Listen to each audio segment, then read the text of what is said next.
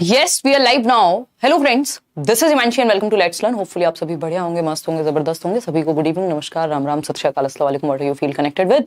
Start करेंगे आज का सेशन. ये 30 by 30 की जो सीरीज है, लगभग सभी सब्जेक्ट्स में हम लोग चलाने वाले हैं. टॉपिक वाइज आपके सेशंस चल रहे हैं. जो 2023 में क्वेश्चंस पूछे हैं वो अपडेटेड क्वेश्चंस आपको देखने को मिलेंगे. एक पूरा सेट हम करने वाले हैं आज. और क्योंकि जो लोग प्रीवियसली सीटेट दे चुके हैं या मैराथन सेशंस सारे देख चुके हैं या सीडीबी की पूरी प्लेलिस्ट को देख चुके हैं, साथ में पढ़ भी रहे हैं बैचेस में, तो हम कुछ टॉपिक वाइज क्वेश्चंस कर चुके हैं और उनके टॉपिक्स ऑलमोस्ट कंप्लीट होंगे. तो ये आपको चेक करने के लिए भी है, जब 30 क्वेश्चंस आपके सामने मिक्स्ड टॉपिक्स के रखे जाते हैं तो आप कितना उनको सॉल्व कर पाते हैं. कंपैरेटिवली इजी सेट में इसको कहूंगी जब मैंने देखा पीडीएफ को. तो बट इसमें भी आप कितना स्कोर करते हैं, क्योंकि एक मॉडरेट लेवल ऑफ डिफिकल्टी तो रहता ही है, चाहे वो कितना भी इजी सेट आपको क्यों ना लगे. तो कुछ 30 क्वेश्चंस, 30 मतलब जो सारे टॉपिक्स हैं आपके 10-15, उन सबको मिला करके स्टार्ट करते हैं सेशन को. लाइक शेयर सब्सक्राइब आप कर लेंगे अगर आपने नहीं किया होगा तो, ताकि हम अपडेटेड वे में जुड़े रहें. अगर आपको किसी भी बैच में एनरोल करना है, may it be D2+P CTET 7th phase of Bihar pedagogy special, तो आज शायद एडमिशन, मैंने बोला नहीं है तो बंद नहीं हुए होंगे, बट कल तक हो जाएंगे. टेलीग्राम चैनल पे ये पीडीएफ आपको एक साथ ही मिलेंगे. अभी रह गई हैं इस वीकेंड भी, मतलब वीकेंड क्या, संडे का ही टाइम था, मैं कर नहीं पाई हूँ शेयर. लाइक शेयर सब्सक्राइब आप कर लीजिएगा. पहला क्वेश्चन आपके सामने फटाफट से 30 क्वेश्चन सॉल्व करेंगे. इसको एक टेस्ट की तरह आप ले सकते हैं. पोल आपके सामने प्रेजेंट रहेगा हर एक क्वेश्चन का तुरंत से. ठीक है, तो स्टार्ट करेंगे. फटाफट से जवाब दीजिए. आसान क्वेश्चन, इसमें से कुछ क्वेश्चन हो सकता है आप कर भी चुके हों. उसका रीजन क्या है कि हमने मिलकर के डेवलपमेंट, प्याजे, जेंडर, सोशलाइजेशन, ये 4-5 टॉपिक हैं जो अपने आप में 7-8 नंबर के हैं, वो कर चुके हैं हम. तो उसके क्वेश्चंस इजीली सॉल्व अभी हो जाने चाहिए.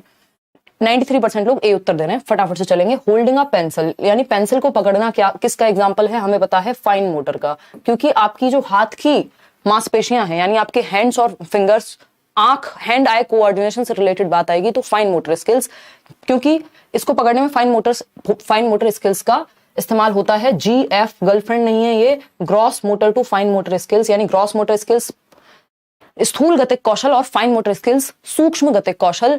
सुई में धागा डालना, पेन पकड़ना, ड्राइंग, पेंटिंग, ये सारी जो स्किल्स हैं आपकी, कढ़ाई बुनाई है ना, आईलाइनर लगाना, ये सब किसका उदाहरण है? फाइन मोटर स्किल का. क्यों? क्योंकि इनमें आपकी हाथों की मसल्स यानी आपकी उंगलियां और आपकी आंखों की मसल्स का प्रयोग ज्यादा होता है. ठीक, तो पेंसिल पकड़ने में हमें किसका? फाइन मोटर स्किल्स का प्रयोग करना होता है. वहीं जब आप फुटबॉल को किक कर रहे हैं तो शरीर में तो आपका ऑलमोस्ट पूरा ही यूज हो रहा है, लेकिन जो आपकी बड़ी मांसपेशियां हैं, आपकी टांगों की और आपके पैरों की, वो ज्यादा इस्तेमाल में आ रही हैं. इसका मतलब ये क्या हो गया? Gross motor skills. ठीक, तो जबकि जो सीक्वेंस है वो ग्रॉस टू फाइन जाता है, ये भी ध्यान रखना है. पहले ग्रॉस मोटर स्किल्स हम सीखते हैं, यानी चीजों को हम पकड़ना सीखेंगे, चलना सीखेंगे. बाद में आप जाकर के ड्राइंग, पेंटिंग, लिखना भी आप बाद में सीखते हैं. पहले आप बहुत सारी एक्टिविटीज जो ग्रॉस मोटर स्किल्स की होती हैं वो सीख चुके होते हैं.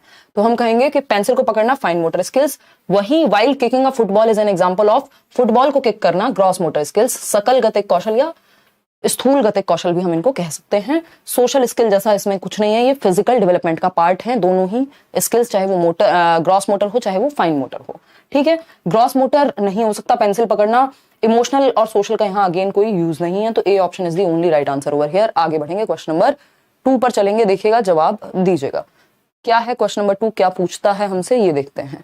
क्वेश्चन नंबर 2 ने पूछा है विच of the following is not correct in the context of development, यानी विकास के संदर्भ में कौन सी बात सही नहीं है.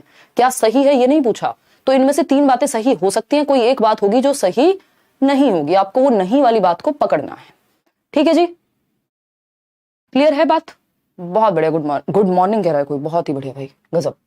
विकास के संदर्भ में कौन सा कथन सही नहीं है, बताइए.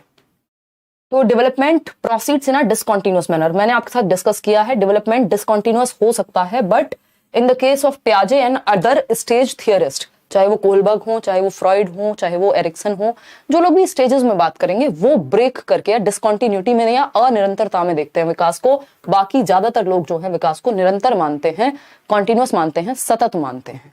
ठीक है ना, तो ये बात गलत है, इसलिए सही है क्योंकि पूछा ही हमसे क्या है, गलत, कि नॉट लिखा हुआ है क्वेश्चन में. इसलिए बच्चे डिफरेंट रेट पे डेवलप होते हैं, यानी पेस अलग होता है, दर अलग होती है विकास की. सेम एज के दोनों बच्चों में सारे प्रकार के विकास सेम तरीके से चल रहे होंगे, जरूरी नहीं है, किसी में थोड़ा सा स्पीड कम होगी, किसी में ज्यादा होगी. डेवलपमेंट इज अ पोल हटा दीजिए। Development is a result of complex interplay of nature and nurture, यानी हेरिडिटी एंड एनवायरमेंट का प्रोडक्ट है आनुवंशिकता एवं वातावरण की अंतःक्रिया, एक जटिल अंतःक्रिया कि हमें पता नहीं लग पाता कई बार कौन सी चीज हेरिडिटी से प्ले हो रही है, कई बार एनवायरमेंट से। तो दोनों का क्या है, हम गुणनफल हैं, ये बात भी सही है। डेवलपमेंट इज रिलेटिवली ऑर्डरली, मतलब अपेक्षाकृत क्या होता है, व्यवस्थित रूप में होता है। मतलब थोड़ा बहुत अंतर हो सकता है, पूरी तरह से प्रेडिक्ट नहीं कर सकते एक्यूरेटली, बट एक ऑर्डर तो है ना कि पहले आप अर्ली चाइल्डहुड में, पहले इन्फेंसी होगी, फिर अर्ली चाइल्डहुड होगी, लेटर चाइल्डहुड होगा, एडोलेसेंस होगा, फिर अडल्ट बनेंगे, फिर बुढ़ापा आएगा। ऐसा नहीं होता ना, कभी बुढ़ापा कभी जवानी, कुछ भी नहीं, ऐसे नहीं चलता रहेगा रैंडमली। तो ये ऑर्डरली है, एक सीक्वेंस में होता है, ना कि अचानक से हो जाएगा। क्वेश्चन नंबर 3 देखेंगे एक बार, क्या पूछता है क्वेश्चन नंबर 3। 2 डैश लगा दिए गए हैं, dash and dash are the primary agents और agencies of socialization for children in early childhood. Early childhood की उम्र क्या होती है, 2 से 6 वर्ष। ठीक, तो डैश और डैश प्रारंभिक बाल्यावस्था के दौरान बच्चों के प्राथमिक सामाजिकरण की संस्थाएं हैं। डी ऑप्शन 70% लोग दे रहे हैं, मतलब आप लोग उत्तर बढ़िया दे पा रहे हैं। और अभी ये वही टॉपिक है शुरुआत के जो हमने किए हैं सीक्वेंस में, है ना। तो इसका मतलब आपकी ये वाले टॉपिक्स की समझ अच्छी बन गई है, मैं ये मान सकती हूँ। Religious organisations and law, neighbourhood, हाँ बच्चा मंदिर भी जा सकता है ना, मस्जिद भी जा सकता है अगर वो उस धर्म से है तो। लॉ के बारे में बहुत ज्यादा नहीं, बट थोड़ा बहुत तो उसको पता होता ही है, भैया रेड लाइट पे रुकना होता है। अगर आप 5 साल के बच्चे को भी लेके जा रहे हैं तो पता तो होगा ही उसको। लेकिन क्या वो प्राइमरी है? दुनिया की तौर तरीके सीखना सामाजिकरण है, समाज में कैसे रहते हैं ये अडेप्ट करना, एसिमुलेट करना, इंटरनलाइज करना, क्या है, सामाजिकरण की प्रक्रिया है। प्राइमरी यानी मुख्य कौन है, प्राथमिक कौन है इस समय में, तो प्राथमिक हमेशा परिवार होगा, चाहे वो अर्ली चाइल्डहुड का बच्चा हो। हालांकि प्राइमरी रोल बदल जाएगा समय के साथ। अगर एडोलेसेंस की बात होगी तो दोस्तों का रोल वहां ज्यादा है, अगर लेटर चाइल्डहुड की बात हो रही है तो वहां अगेन टीचर्स का रोल भी काफी ज्यादा है। ठीक है ना, तो बात सही है या नहीं। नेबरहुड परिवार के बाद आएगा। तो आपको इस तरह के क्वेश्चन में जब भी प्राइमरी एजेंट्स की बात हो रही है और घुमा के क्वेश्चन को नहीं पूछा गया है तो फैमिली ढूंढना है। उस केस में फैमिली सिर्फ एक ऑप्शन में है, सबसे पहले फैमिली प्राइमरी होती है एंड नेबरहुड इज सेकेंडरी। ठीक है ना, लेकिन क्योंकि साथ में दिए हैं तो मैंने आपके साथ डिस्कस किया हुआ है, फैमिली एंड नेबरहुड दोनों अगर साथ में आ जाएं तो दोनों प्राइमरी का रोल निभा सकते हैं। ठीक है ना, तो नेबरहुड की अपनी कोई वैल्यू या अपना कोई अस्तित्व तो बहुत ज्यादा नहीं है। ये परिवार के साथ आए तो प्राइमरी में चला जाता है, ये स्कूल के साथ आए तो सेकेंडरी में चला जाता है। ठीक है ना, तो नेबरहुड यहां अकेला लिखा हुआ था तो इसकी वैल्यू नहीं थी, क्योंकि सोशल पॉलिसीज के साथ लिखा है और सोशल पॉलिसीज प्राइमरी नहीं होती। तो फंसना नहीं है क्वेश्चन में। प्रिंट मीडिया हमेशा सेकेंडरी होगा, स्कूल हमेशा सेकेंडरी होगा। अगर सेकेंडरी पूछा जाता तो सी ऑप्शन हो जाता। चलिए आगे बढ़ेंगे क्वेश्चन नंबर 4 पर। क्या कहता है क्वेश्चन नंबर 4, प्याजे के बारे में है। प्याजे अब हम डिस्कस कर चुके हैं। According to Jean Piaget's theory of cognitive development, at which stage most children develop concerns about social issues and justice? ये क्वेश्चन मैं आपको प्याजे के टॉपिक में भी करा चुकी हूं, है ना। ये 27 जनवरी का पेपर है आपका, देखिएगा। तो अगर हम बात करते हैं यहाँ सामाजिक मुद्दों के प्रति न्याय, तो ये सारी बातें जो है कन्वेंशनल नहीं है, ये एक तरह से हाँ कन्वेंशनल लेवल है। और अगर देखा जाए तो थोड़ा पोस्ट कन्वेंशनल की तरफ बच्चा इस उम्र में चलने लगता है।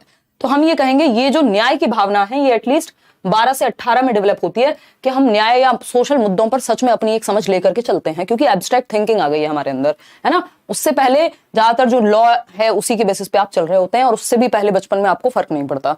ठीक, तो औपचारिक संक्रियात्मक में सोशल इश्यूज एंड जस्टिस पे बच्चा सोच पाएगा, क्योंकि हाइपोथेटिको डिडक्टिव रीजनिंग भी यहाँ आ जाती है। एक और क्वेश्चन ये भी हम इसको आसानी से कर सकते हैं। ए बड़ा है बी से, बी बड़ा है सी से, कौन सी एज में समझ आएगी। A student observes that stick A is larger than stick B, यानी stick A है ये बड़ी है किससे, stick B से, and stick B is larger than C, और B बड़ी है C से। Based on this observation, the student infers that stick A is larger than stick C, but when asked some same problem verbally, he fails to make correct inference। यानी कि जब उससे verbally पूछी जाती है ये बात तो बच्चा इसका निष्कर्ष नहीं निकाल पाता। मतलब क्या हुआ भाई, ए जो छड़ी है या पेंसिल है वो लंबी है बी से, बी बड़ी है सी से। इस निरीक्षण के आधार पर विद्यार्थी यह निष्कर्ष निकालता है कि छड़ ए सी से बड़ी है। लेकिन जब ये बात वर्बली, जब दिखा करके पूछा जाता है 3 पेंसिल्स को तो वो बता देता है, लेकिन वर्बली पूछने पे उसको समस्या होती है, यानी एब्स्ट्रैक्ट फॉर्म में उसको दिक्कत होती है। ठीक, पियाजे के सिद्धांत के अनुसार संज्ञानात्मक विकास की किस अवस्था में है, तो ये कॉन्क्रीट ऑपरेशनल है। जब मूर्त चीजों को देख के तो हम बता देते हैं, इनके प्रति लॉजिक आ जाता है, जिन चीजों को हम देख सकते हैं, टच और फील कर सकते हैं। एब्स्ट्रैक्ट चीजों में दिक्कत होती है जो हमारे सामने नहीं होती, जिन पे हमें दिमाग में सोचना पड़ता है। ठीक है ना, तो सिंपल आंसर इसका क्या है, 7 से 11 वर्ष कॉन्क्रीट ऑपरेशनल। ठीक है, फॉर्मल ऑपरेशनल में बिना देखे भी बता देगा, वो एब्स्ट्रैक्ट फॉर्म में इमेजिन करके भी बता देगा। है ना, अमूर्त चिंतन होगा तब। क्वेश्चन नंबर 6 देखिएगा, विच of the following is explained bye Lawrence Kohlberg, यानी कोहलबर्ग ने कौन सा एक सिद्धांत या कौन सी एक स्टेज इनमें से दी है। 4 ऑप्शंस हैं, 4 अलग अलग थियरिस्ट के, अलग अलग सिद्धांतकारों के हो सकते हैं। आपको कोहलबर्ग के सिद्धांत को या उसकी स्टेज को पहचानना होगा कि कोहलबर्ग ने इन सब में से किसके बारे में बात की है। ऑप्शन ए है द सोशल कॉन्ट्रैक्ट ओरिएंटेशन यानी सामाजिक अनुबंध अभिविन्यास। दूसरा है जोन ऑफ प्रॉक्सिमल डेवलपमेंट, जिसको निकटवर्ती विकास का क्षेत्र कहते हैं, ZPD। याद आई कौन व्यक्ति? वाइगॉस्की। ठीक है ना, ये तो वाइगॉस्की ने दी है, कोहलबर्ग ने नहीं दी। आंतरिक वाक इनर स्पीच, इस पे भी मैंने लास्ट क्लास में बताया था, वाइगॉस्की ने 3 प्रकार की स्पीचेस दी हैं। एक है आपकी सोशल स्पीच, दूसरी है प्राइवेट स्पीच जिसको इनर स्पीच कह सकते हो, है ना। ये साइलेंट इनर हो जाए तो इसके नेक्स्ट वाली बात हो गई, तो ये साइलेंट इनर है वाइगॉस्की। ठीक, egocentric speech, egocentric self centredness को दर्शाती है, और प्याजे प्राइवेट स्पीच को ईगोसेंट्रिक कहते हैं, तो ये प्याजे ने दी है। तो 2 जो ऑप्शंस हैं बी और सी वो वाइगॉस्की से संबंधित हैं, डी जो है वो प्याजे से संबंधित है। वहीं सोशल कॉन्ट्रैक्ट ओरिएंटेशन, ये कोई बताना चाहेगा कौन सी स्टेज है कोहलबर्ग की? ये है कोहलबर्ग से संबंधित। मतलब जस्ट आपको पहचानना था, इससे आसान क्वेश्चन कोहलबर्ग पे क्या बनेगा कि आपको जस्ट एक स्टेज का नाम दे दिया जाए और उसमें से 3 ऑप्शन गलत ही होंगे, एक ही सही होगा जो कोहलबर्ग ने दिया होगा। तो ए option is the right answer. बाकी के 3 आसानी से आप एलिमिनेट कर सकते हैं यहां, लेकिन 67% ही लोग सही उत्तर दे रहे हैं। बाकी के 33% लोग सही उत्तर क्यों नहीं दे पा रहे इतने आसान क्वेश्चन का? क्योंकि अभी हमने इसके क्वेश्चंस किए नहीं है। कोई बात नहीं, मैराथन देख लो इतने। सोशल कॉन्ट्रैक्ट ओरिएंटेशन कौन सी स्टेज है ये बता दो मुझे, फटाफट से बताओ। कोई कह रहा है 3rd, कोई कह रहा है 5th, सब अलग अलग जवाब दे रहे हैं इसका। अगर हम बात करें यहां पर तो हमें पता है पहली स्टेज होती है क्या? Punishment and obedience. कोहलबर्ग की 6 स्टेजेस हैं, 3 लेवल हैं। नोट्स पढ़ लो यार, फ्री नोट्स दिए हुए हैं, एटलीस्ट वो पढ़ लो एक बार। सेकेंड स्टेज होती है टिट फॉर टैट, यानी म्यूचुअल एक्सचेंज की, जैसे को तैसा। आप मुझे 2 रुपए दो, मैं आपको कुछ काम कर दूंगा, मतलब बदले में कुछ चाहिए, give and take. Third stage होती है हमारी क्या? थर्ड स्टेज होती है हमारी law good boy nice girl orientation, यानी अच्छा लड़का अच्छी लड़की तारीफ सुननी है हमें। 4th है लॉ एंड ऑर्डर की स्टेज, और फिर आती है 5th social contract orientation. 6th है आपकी नाम बताना यार मेरे को 6th का, मैं 6th का नाम भूल रही हूं अभी के लिए। पोस्ट कन्वेंशनल में जो 6th स्टेज है वो है यूनिवर्सल एथिकल प्रिंसिपल्स, यानी खुद के एथिक्स पे आप चलते हो, समाज में एक नियम बना रहे, कॉन्ट्रैक्ट है, उसके बारे में बात यहां हो रही है। ठीक, तो ये स्टेज 5 की बात हुई। खैर स्टेज हमसे पूछा नहीं है। अच्छा, 4 और 5 के नाम जो हैं कई बार सेम मिल जाएंगे आपको, तो ये डिपेंड करेगा क्वेश्चन ने क्या पूछा है, क्योंकि कई सारे नाम हैं इनके, वो कंफ्यूज कर देते हैं। लॉ एंड ऑर्डर को भी कई बार सोशल कॉन्ट्रैक्ट की फॉर्म में दिखा देते हैं। क्वेश्चन नंबर 7 देखिए, राजेश आ 3rd grade student. 3rd grade मतलब वो नहीं है कि 1st ग्रेड, 3rd ग्रेड मतलब 3rd कक्षा, तीसरी कक्षा का बच्चा है राजेश। तीसरी कक्षा का बच्चा कितने साल का होगा? 9 साल का होगा, क्योंकि हम 6 साल के बच्चे को पहली कक्षा में एडमिशन दिलाते हैं, तो 9 ईयर्स का बच्चा है। ठीक, was struggling to find solution of a problem, एक समस्या का समाधान निकालने में उसको समस्या हो रही है। seeing this his teacher provided him some cues, यानी उसके टीचर ने कुछ उसको hints दिए, cues दिए, following which he could find the solution। जब टीचर से मदद मिली या हिंट दिया टीचर ने, कहीं किसी स्टेप पे हेल्प कर दी, तो वो सॉल्यूशन तक पहुंच गया खुद से। वाइगॉस्की की भाषा में या in Lev Vygotsky's terms, teachers scaffolding helped Rajesh to achieve what, क्या अचीव करने में टीचर की स्कैफोल्डिंग ने, इसको स्कैफोल्डिंग कहेंगे कि टेम्परेरी हेल्प, वो हेल्प जो जहां आप अटके हैं वहां कर दी जाए आपको। ठीक है ना, तो ये स्कैफोल्डिंग से, इस टेम्परेरी हेल्प से, इस पाड़ से बच्चे को क्या अचीव करने में आसानी हुई होगी। तो आपको पता है ईगोसेंट्रिज्म तो वाइगॉस्की का कॉन्सेप्ट भी नहीं है, इरिवर्सिबल थिंकिंग अचीव करने में नहीं, बायोलॉजिकल मैचुरेशन नहीं, इस पे ये आप नहीं अचीव करा सकते, बायोलॉजिकल मैचुरेशन ऑटोमेटेड होती है। ठीक, जोन ऑफ प्रॉक्सिमल डेवलपमेंट, यानी समीपस्थ विकास का क्षेत्र को प्राप्त करने में आसानी हुई होगी बच्चे को, मतलब वो वहां तक पहुंच सकता था, उस प्रॉक्सिमल डेवलपमेंट के पास था, उस दायरे के, यदि उसे हेल्प मिल जाती तो, मतलब उसका संभावित विकास वहां तक संभव था। आप सीटेट क्रैक कर सकते हैं यदि आपको मिल जाए क्या, मदद मिल जाए। ये तो हो गई बैच की बात। देखिए एक बार, अरे यार ये क्या चल रहा है।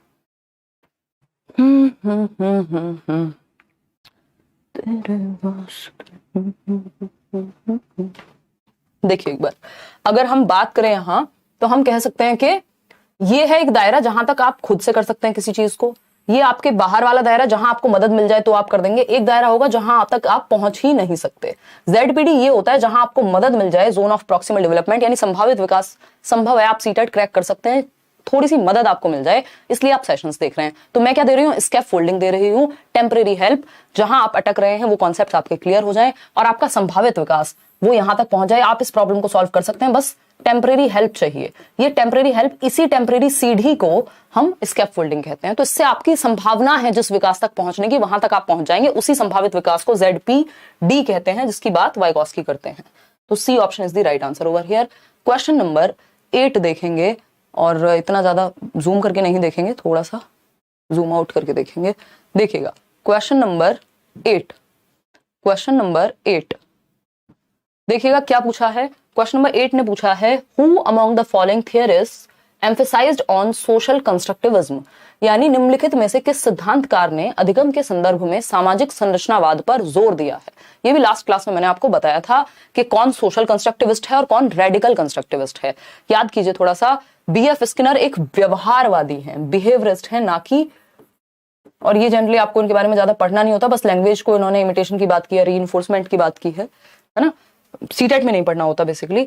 लॉरेंस कोहलबर्ग तो मॉरल डेवलपमेंट की बात करते हैं, है ना, और वो भी कॉग्निटिव एस्पेक्ट पे बेस्ड, पियाजे की थियरी पे बेस्ड है, और पियाजे तो सोशल कंस्ट्रक्टिविस्ट है नहीं। सिगमंड फ्रॉइड का कोई लेना देना नहीं है, वो साइको एनालिस्ट हैं, यानी मनोविश्लेषणवादी हैं, जो अपने आप में एक अलग समुदाय है साइकोलॉजी का, यानी अलग स्कूल ऑफ थॉट है। तो Vygotsky is the right answer.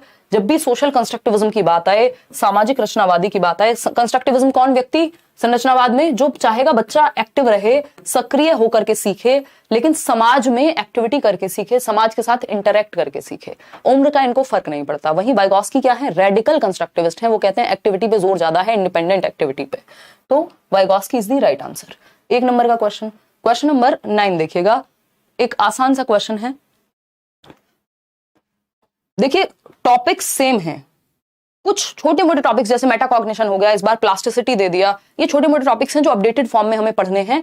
इसके अलावा जो समस्या आ रही है लोगों को, वो आ रही है नए क्वेश्चन सॉल्व करने में, क्योंकि नए क्वेश्चंस का तरीका पूछने का बदल गया है। पहले एक लाइन में क्वेश्चन खत्म हो जाता था, जनरली हद से हद 2 लाइन में, अभी क्वेश्चन मिनिमम 3 से 4 लाइन में खत्म होता है। तो लेंदी बन गई हैं चीजें, पढ़ के समझना, इसलिए प्रैक्टिस ज्यादा जरूरी है, चाहे आपने कितनी भी थियरी पढ़ ली हो, ठीक है ना, और सही वे में प्रैक्टिस जरूरी है। और लाइक शेयर करना आप भूल जाते हैं। 12,000 लोग, 4,000 लोगों ने लाइक किया, बाकी के कहां गए? 8,500 लोग, बताइए। लर्निंग बाय डूइंग, यानी करके सीखना, यानी एक्टिविटी करके सीखना, ये क्या कहते हैं इसको हम, करके सीखना। डिस्कवरी लर्निंग यानी खोज के द्वारा सीखना। कोलैबोरेटिव लर्निंग यानी सहयोग के द्वारा, कोलैब करके सीखना, 2 या 2 से अधिक लोग मिल करके एक दूसरे की मदद करके सीख रहे हैं। ये किस एक थियरी में या किस प्रिंसिपल के अंदर आते हैं बताइएगा। तो करके सीखना, खोजी अधिगम और सहभागी अधिगम एक डैश कक्षा की विशेषताएं हैं। एक वर्ड याद रखिएगा, प्रोग्रेसिव एजुकेशन, ये बहुत ही पॉजिटिव शब्द है यहाँ पे, है ना। प्रोग्रेसिव वर्ड जहां लग जाए इसका मतलब आगे बढ़ने की बात हो रही है, आप चेंज हो रहे हैं बेहतर के लिए, प्रोग्रेशन कर रहे हैं आप, आगे बढ़ रहे हैं आप, है ना। व्यवहारवादी लोग तो भैया डंडे की बात करेंगे, रिवॉर्ड की बात करेंगे, पनिशमेंट की बात करेंगे। टीचर सेंटर्ड क्लासरूम भी एक्टिव नहीं रखता बच्चे को, कोलैबोरेटिव नहीं रखता, वो इंडिपेंडेंटली एक्टिव नहीं होता इस क्लासरूम में। पैसिव तो बच्चा रखना ही नहीं हमें, पैसिव है इसका मतलब चाइल्ड सेंटर्ड नहीं है, टीचर सेंटर्ड ही है। तो प्रोग्रेसिव एजुकेशन किसने दिया है, फटाफट से कमेंट करके बताओ। प्रगतिशील शिक्षा का जो सिद्धांत है उसकी बात कौन करते हैं बताओ? जॉन डुई या जॉन डीवी कह देते हैं इनको हम हिंदी में। इन्होंने 20th सेंचुरी में यानी 1900s के अराउंड 1920 के आसपास लैब स्कूल्स खोले। पूछा जाता है लैब स्कूल्स किसका उदाहरण है, तो आपको पता होना चाहिए लैब स्कूल्स, हिंदी में भी लैब स्कूल्स ही कहेंगे, लेबोरेटरी स्कूल्स। तो लैब स्कूल्स जो है वो उदाहरण है प्रोग्रेसिव एजुकेशन का, लर्निंग बाय डूइंग का, करके सीखने का। और लैब स्कूल्स या प्रोग्रेसिव एजुकेशन क्या कहती है? प्रोग्रेसिव एजुकेशन कहती है बच्चे को करो एक्टिव, लर्निंग बाय डूइंग होनी चाहिए।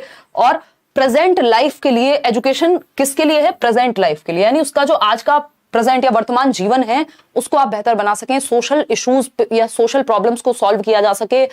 तो एजुकेशन इज लाइफ इटसेल्फ, ये सारी बातें जॉन डुई करते हैं। बच्चे को चाइल्ड सेंटर्ड अप्रोच की बात प्रोग्रेसिव एजुकेशन में होती है, यानी बच्चे को सेंटर में रखो, ठीक है जी। तो B option is the right answer over here. Chicago में इन्होंने स्कूल्स खोले थे अमेरिका के अंदर अपनी वाइफ के साथ। क्वेश्चन नंबर 10 देखिएगा, क्या है क्वेश्चन नंबर 10? ये कहता है Radhika is a sports person. Radhika क्या है? एक स्पोर्ट्स पर्सन है ना। स्पोर्ट्स मैन या विमेन लगाने की जरूरत नहीं है, हम यहाँ पे क्या कर रहे हैं? जेंडर न्यूट्रल लैंग्वेज का यूज कर रहे हैं, है ना। राधिका एक खिलाड़ी होने के साथ साथ एक अच्छी नृत्यांगना भी है, यानी अच्छी डांसर भी है। तो Radhika is a good sports person and a good dancer also according to Howard Gardner. Howard Gardner ने क्या दिया है? इंटेलिजेंस यानी बुद्धि का, मल्टीपल इंटेलिजेंस का सिद्धांत, बहुबुद्धि सिद्धांत जिसको हम कहते हैं। फ्रेम्स ऑफ माइंड नाम की इनकी एक पुस्तक थी 1983 में। 7 प्रकार के इंटेलिजेंस की बात की थी, फिर बढ़ के 8 हो गए, अभी 9-10 तक भी हैं, बट हमें 8 ही याद रखने हैं क्योंकि एनसीईआरटी 8 टाइप्स ऑफ इंटेलिजेंस की बात करेगा। तो गार्डनर आईक्यू वगैरह को बहुत ही डिस्कार्ड कर देते हैं। वो कह रहे हैं ये आईक्यू या टेस्ट लेके या इंटेलिजेंस कोई एक सिंगल एंटिटी नहीं हो सकती, मल्टीपल टाइप हो सकते हैं इंटेलिजेंस या इंटेलिजेंट होने के। कोई डांस में अच्छा होगा, कोई म्यूजिक में अच्छा होगा, कोई लैंग्वेज में यानी भाषा में अच्छा होगा, कोई नेचर को समझने में अच्छा होगा, है ना। तो अगर हम बात करें कौन सा प्रकार है इंटेलिजेंस का जहां पे व्यक्ति स्पोर्ट्स पर्सन है अगर कोई, तो यानी शरीर का इस्तेमाल करता होगा, दौड़ना, भागना, कूदना, उछलना ये सब आता होगा। गुड डांसर में भी शरीर का इस्तेमाल ज्यादा होता है ना। तो ज्यादा इस्तेमाल किसका हो रहा है दोनों चीजों में? बॉडी का। इसका मतलब बॉडी पे पकड़ है, बॉडीली इंटेलिजेंट व्यक्ति है। इसका मतलब क्या है? बॉडीली काइंस्थेटिक इंटेलिजेंस इनमें पाई जाएगी। इनको इंटेलिजेंट कहेंगे किस तरह से? बॉडीली काइंस्थेटिक में। तो जितने भी स्पोर्ट्स पर्सन है वो बॉडीली काइंस्थेटिकल इंटेलिजेंस उनके अंदर पाई जाएगी। ऐसा नहीं है कि बाकी इंटेलिजेंस नहीं हो सकती, बट वो हो भी सकती है या नहीं हो सकती है। हो सकता है कि वो स्कूल एजुकेशन, ऐसे बहुत सारे स्पोर्ट्स पर्सन आपको मिल जाएंगे, चाहे वो सचिन तेंदुलकर हो, चाहे वो विराट कोहली हो, या अदर एग्जांपल्स भी मिल जाएंगे आपको जिन्होंने स्कूलिंग ही मुश्किल से खत्म की होगी और या ठीक से भी कर ली होगी, उसके बाद पढ़ाई नहीं की। तो क्या वो इंटेलिजेंट नहीं हुए? बिल्कुल हुए। क्यों? क्योंकि बॉडीली काइंस्थेटिक इंटेलिजेंस उनमें है। लिंग्विस्टिक के लिए हमें कोई कवि या किसी राइटर को पकड़ना पड़ेगा। इंट्रापर्सनल वो होती है जो व्यक्ति खुद को समझने में अच्छा हो, फिलोसोफर्स हो सकते हैं, है ना। म्यूजिकल इंटेलिजेंस AR रहमान या जो भी लोग अच्छा गाते हैं या सुर क्या कर सकते हैं? कंपोज करना जानते हैं। तो bodily kinaesthetic is the right answer. Bodily kinaesthetic he answer आएगा आपका जब आपसे पूछा जाए, स्पोर्ट्स पर्सन पूछ लिया, डांसर पूछ लिया, कोई भी काम जो भी बॉडी से होता है अगर कोई उसमें अच्छा है ना। तो ये एक बेसिक बात है। बॉडीली काइंस्थेटिक आपका पायलट में भी यही चीज ज्यादा विद्यमान है। और जो सर्जन है, एक बार ये क्वेश्चन भी आया था कि highest level of bodily kinaesthetic की अगर हम बात करें तो सर्जन अगर हल्का सा भी इधर से उधर कट लगा दे, कबीर सिंह वाला सर्जन नहीं, है ना, तो सर्जन का भी इसमें बहुत बड़ा रोल रहता है। ठीक, अब सर्जन को और पायलट को दोनों को दूसरी कैटेगरी में भी डाला जा सकता है। वो क्या है?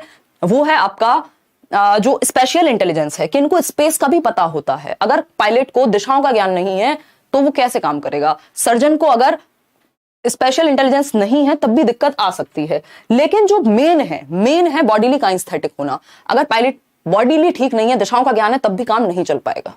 ठीक है ना। तो मेन काम बॉडीली काइंस्थेटिक का होता है, चाहे वो सर्जन हो, चाहे वो आपके डांसर हो, चाहे वो स्पोर्ट्स पर्सन हो। क्वेश्चन नंबर 11 देखिए फटाफट से, देखिए क्या जवाब होगा। According to national education policy 2020 यानी राष्ट्रीय शिक्षा नीति 2020 के अनुसार priority should be given to dash for the education of children up to the primary level. यानी कक्षा 1 से 5 तक के बच्चे के लिए किस भाषा को प्रायोरिटी पे या महत्व ज्यादा देना चाहिए 6 से 11 वर्ष के बच्चे को अगर आप सिखाना चाह रहे हैं। तो सिंपल बात है, प्राथमिक स्तर के बच्चे की शिक्षा के लिए आपको मदर टंग, 95% लोग सही उत्तर दे रहे हैं। कहां से सही उत्तर दे रहे हैं? क्या क्या क्या? अच्छा, ए ऑप्शन। ठीक है, फिर ठीक है, मुझे लगा बी कह रहे हो आप। नहीं, फॉरेन लैंग्वेज नहीं, मदर टंग, मातृभाषा, जो उसके घर में बोली जाती है, जो उसकी घर की भाषा है। ठीक है ना। English language, only sign language जो ऐसे जेस्चर्स का प्रयोग करके बोली जाती है, वो डेफ एंड डम लोगों के लिए ज्यादा हेल्पफुल है क्योंकि वो बोल और सुनने में उनको दिक्कत होती है, तो एक्सप्रेशंस का या जेस्चर्स का यूज किया जाता है। मदर टंग यहाँ मातृभाषा, बच्चे घर में पंजाबी बोली जाती है तो उसको प्रायोरिटी दीजिए। मतलब जिस भी भाषा को वो जानता है उस पर थोपिए मत अपने स्कूल की लैंग्वेज। मदर टंग की बात एनसीएफ भी करेगा। कोठारी आयोग में सबसे पहले 1964-66 में 3 लैंग्वेज फॉर्मूला की बात हुई थी। त्रिभाषा सूत्र, पहली भाषा मदर टंग, दूसरी भाषा इंग्लिश हो सकती है या हिंदी हो सकती है, इन दोनों में से कोई भी हो सकती है। इंग्लिश मान लेते हैं क्योंकि बच्चे की मदर टंग यदि हिंदी है तो दूसरी भाषा इंग्लिश हो गई। और थर्ड लैंग्वेज आपकी कोई भी रीजनल लैंग्वेज या मॉडर्न इंडियन लैंग्वेज हो सकती है, 22 भाषाओं में से कोई भी एक। चलिए खैर आगे बढ़ते हैं। क्वेश्चन नंबर देखिएगा 12। क्या कहता है क्वेश्चन नंबर 12? क्वेश्चन नंबर 12 कहता है विच of the following statement represents a gender stereotype. यानी लिंग रूढ़िवादिता को कौन सा एक स्टेटमेंट दर्शाता है? स्टीरियोटाइप मतलब किसी भी एक तरफ झुके होंगे या जो चीजें पहले से चली आ रही हैं उन्हीं को आप मान के बैठे हैं, है ना। कि लड़के रोते नहीं हैं, लड़कियां बाहर के काम नहीं करती हैं, स्पोर्ट्स में नहीं जाती हैं, ये क्या है? स्टीरियोटाइप है। ठीक है, लड़कियां गणित में कमजोर होती हैं, ये भी क्या हुआ? स्टीरियोटाइप हो गया, क्योंकि एक्चुअल में इसके बहुत सारे रीजंस हो सकते हैं। ठीक है जी, लाइक शेयर भी करते रहना खुशी खुशी, ये नहीं भूलना है, हमारे यहाँ ये मैंडेटरी हो जाता है। मतलब उतना मैंडेटरी नहीं है, ये आपके हाथ में ही है ना। देखिए कथन जो है लिंग रूढ़िवादिता को दर्शाता है, तो आप लोग उत्तर दे रहे हैं बी 82% लोग। Girls are equally competent in academics as boys, equal कर दिया तो भैया फिर तो स्टीरियोटाइप बचा नहीं। Girls are always well behaved, gentle and emotional, ये बात एकदम सही है। जेंडर वाले चैप्टर में भी हमने डिस्कस किया था कि लड़कियों से क्या है एक्सपेक्टेड है, ये समाज ने एक्सपेक्ट किया है कि उनको सॉफ्ट स्पोकन होना चाहिए, उल्टा जवाब नहीं देना चाहिए, है ना, लोअर टोन में बात करनी चाहिए, है ना, जेंटल और इमोशनल, हमेशा रोते पीटते ही रहे बेचारी, कोई भी टफ डिसीजन लेना पाए। ये क्या कर दिया, स्टीरियोटाइप है, ये ठप्पा लगाना, ये लेबलिंग कहते हैं इसको। ऐसा जरूरी नहीं है कि सारी गर्ल्स वेल बिहेव्ड हों, सब बहुत सॉफ्ट टोन में ही बात करें, या फिर सारे जो हैं इमोशनली ही हो, हर टाइम आंसू ही बहाएं। मतलब इमोशनल लड़के भी हो सकते हैं ना, दोनों ही लोग इमोशनल हो सकते हैं, ठीक। Both boys and girls have competency to do, और लड़के भी सॉफ्ट स्पोकन या वेल बिहेव्ड हो सकते हैं। तो ये सिर्फ गर्ल्स पे ठप्पा लगा दिया, इसका मतलब स्टीरियोटाइप है, बायसनेस की तरफ जा रहे हैं हम, एक तरफ झुक रहे हैं। स्टीरियोटाइप में हमेशा बायसनेस इंक्लूडेड होती है। देखिए स्टीरियोटाइप का मतलब है रूढ़िबद्धता जो चली आ रही है।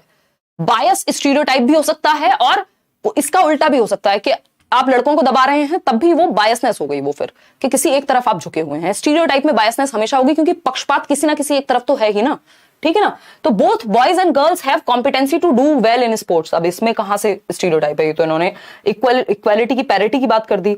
Girls can handle both education and family in the same way as boys do, तो ये अगेन फिर वैसी सी बात कर दी इक्वालिटी की, ठीक है ना। तो हमें जेंडर क्या बनना है, जेंडर पैरिटी रखनी है। इसीलिए अभी आप देख रहे हैं बीसीसीआई ने कुछ टाइम पहले बैट्समैन वर्ड होता था उसको बेटर कर दिया। बेटर मतलब भाई जो बैट का इस्तेमाल करे, अब इसमें मैन ही होगा ये जरूरी नहीं है। तो ये एक बेसिक सी बात हो गई। आगे बढ़ते हैं क्वेश्चन नंबर 13 पे। क्या कहता है क्वेश्चन नंबर 13, फटाफट से जवाब देंगे। एक है असर्शन, देख रहे हैं कितने लेंदी हो गए क्वेश्चंस, इसलिए ऑनलाइन प्रैक्टिस करना इनका जरूरी बन जाता है, ठीक है ना।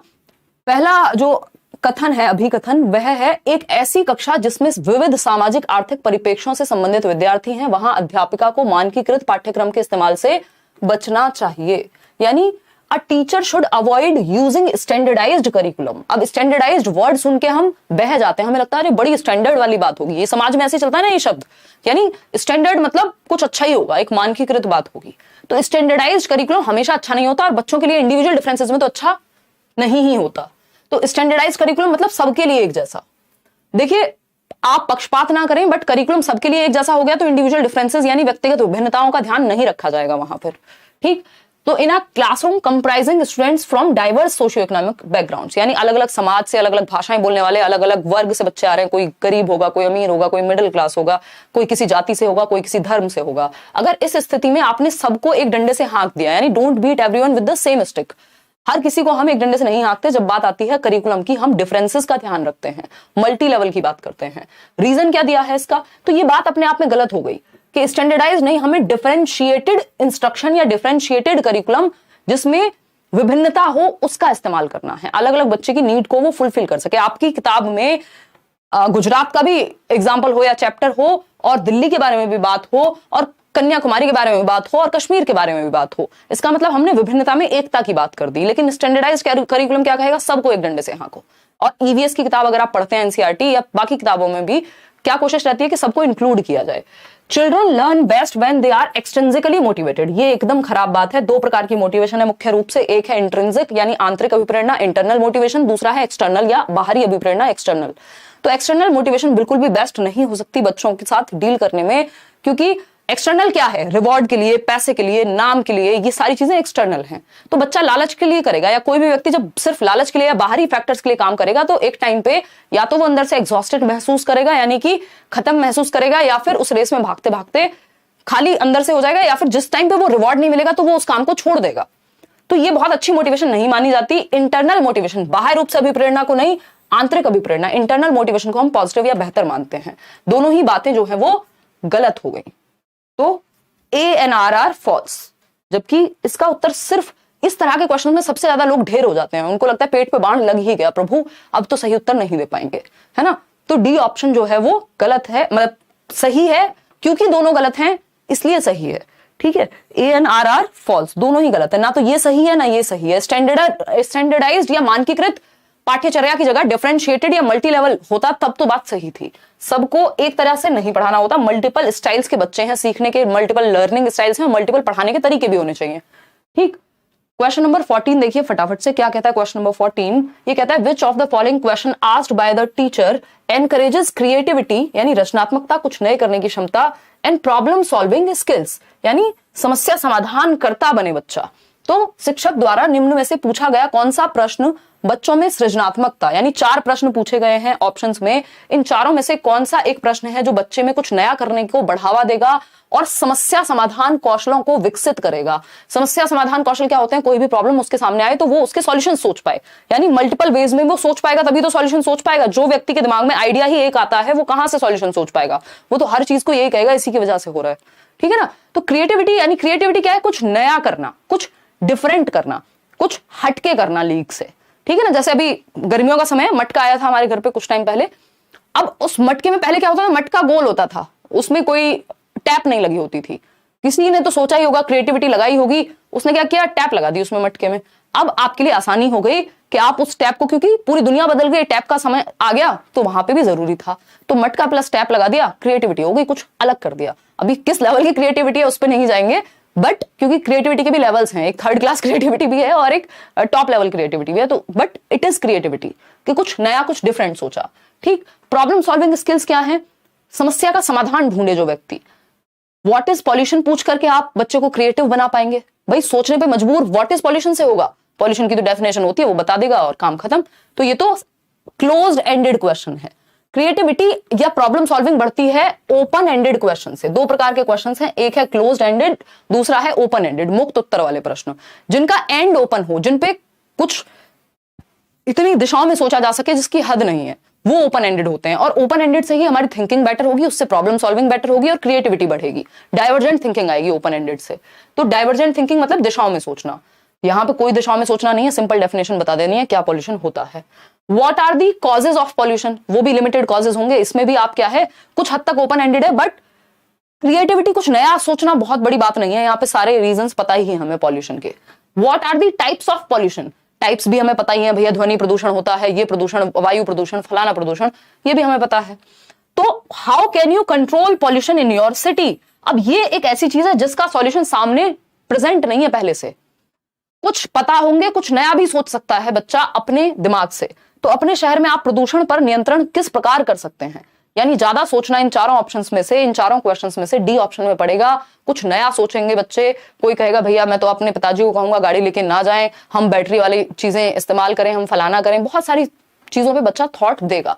तो ओपन एंडेड क्वेश्चन हो गया ये, मुक्त उत्तर वाला प्रश्न जिसका आंसर फिक्स नहीं है, इसमें काफी जगह है, सोचने का स्कोप है, ठीक है ना। डाइवर्जेंट थिंकिंग लगेगी, अपसारी चिंतन, और डाइवर्जेंट थिंकिंग और क्रिएटिविटी का सीधा नाता है। किसने कहा है? Joy Paul Gilford, JP Gilford ने। तो D option is the right answer. Question number 15 देखेंगे क्या पूछा है हमसे। क्वेश्चन नंबर 15 में पूछा है the main objective of assessment should be, यानी आकलन का मुख्य उद्देश्य क्या होगा। आकलन क्या है? जांचना। तो जांचने का मुख्य उद्देश्य क्या होता है? हमेशा जांचने का मुख्य उद्देश्य होना चाहिए कुछ पता करना, रीजंस का पता लगाना, है ना। जांचने का मुख्य उद्देश्य होना चाहिए। बताइए फटाफट से। कोई कह रहा है please check 13th number question, अभी चेक कर लेंगे, don't worry.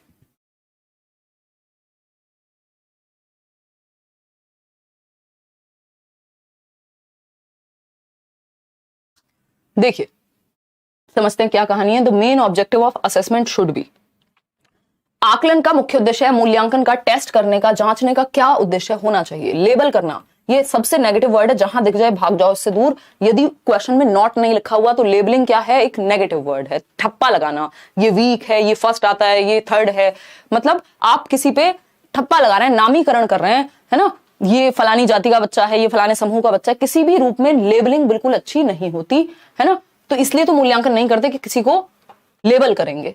Complaining to the parents about what their ward can not do. अब ये भी आकलन इसलिए नहीं होता कि क्या नहीं कर सकता बच्चा, हम देखते हैं स्ट्रेंथ किस तरफ है, वीकनेस किस तरफ है, क्या किया जा सकता है, इससे भी लेबलिंग ही होगी। सी ऑप्शन है drawing comparisons and creating hierarchies among students. Hierarchy क्या होती है? ये ऊपर हैं, ये दूसरे नंबर पे आते हैं, ये थर्ड पे आते हैं, ये फोर्थ पे आते हैं। जैसे एक सोशियो इकोनॉमिक स्ट्रेटा की या सोशल स्ट्रेटा की हायरार्की हो गई, भैया ये रिच क्लास है, ये क्या है मिडिल क्लास है, ये लोअर मिडिल क्लास है, या ये लोअर क्लास है, तो ये हायरार्की हो गई। हायरार्की बहुत अच्छी नहीं मानी जाती, ठीक। Understanding the strengths and challenges faced by students in the process of learning. हम सॉल्यूशन ढूंढेंगे ना, हम जांच किस लिए रहे हैं? हम जांच इसलिए रहे हैं कि किसी बच्चे में क्या स्ट्रेंथ है उसका हमें पता लग जाए, उसको क्या चैलेंजेस फेस करने पड़ रहे हैं वो हमें पता लग जाए, फिर हम उसका सॉल्यूशन ढूंढें। इसलिए टेस्ट किया जाता है, इसलिए आकलन किया जाता है, ना कि जांचने के लिए। ठीक है जी, चलिए खैर इस पे ज्यादा चर्चा फिर कभी करेंगे। फॉर्मेटिव और समेटिव असेसमेंट होता है। अभी हम चलते हैं क्वेश्चन नंबर 13 पे, एक बार देख के आते हैं क्या समस्या हुई आप लोगों को। A teacher should avoid using standardized curriculum in a classroom comprising students from बिल्कुल सही है आप लोग। ये avoid मैं ही भूल गई, आप लोगों को कहती हूँ। avoid लिखा हुआ है, क्या लिखा हुआ है? avoid लिखा हुआ है ना। इसमें तो मेरे ही पेट पे बाण लग गया। ये मुश्किल क्वेश्चन है, मतलब मुश्किल क्या है इसकी लैंग्वेज, मैं avoid पढ़ना भूल गई। यहाँ avoid करना चाहिए, बिल्कुल सही बात है। और यहाँ इसका पोल दोबारा से दे दो। और अगर हम बात करते हैं किस चीज की, रीजन की, तो बच्चे जो हैं वो एक्सटर्नल मोटिवेशन से सीखते हैं। ये तो नेगेटिव या गलत था, फॉल्स था, लेकिन ये बात ट्रू हो गई सिर्फ एक शब्द लिख देने से कि अवॉइड करना चाहिए। अगर ये अवॉइड नहीं होता, शुड यूज स्टैंडर्डाइज्ड, या फिर लिखा होता कि should be promoted, should promote standardised curriculum, या फिर नॉट अवॉइड भी लिखा होता, तब भी आंसर वही हो जाता। तो हल्का सा लैंग्वेज में चेंज होगा और कहानी खत्म, है ना। तो हल्का सा भी सावधानी हटी, दुर्घटना घटी वाली बात है इन क्वेश्चंस में।